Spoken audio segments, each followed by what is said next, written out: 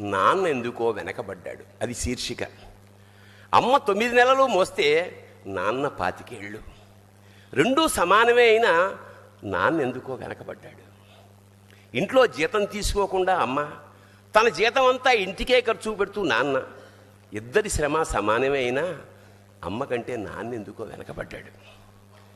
ఏది కావాలి అంటే అది వడ్డీ పెడుతూ అమ్మ, ఏది కావాలంటే అది కొనిపెడుతూ నాన్న, ఇద్దరి ప్రేమ సమానమే అయినా అమ్మకొచ్చిన పేరు ముందు నాన్న ఎందుకో బాగా వెనకబడ్డాడు.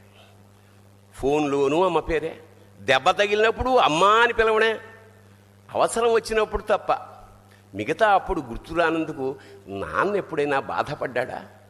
ఏమో.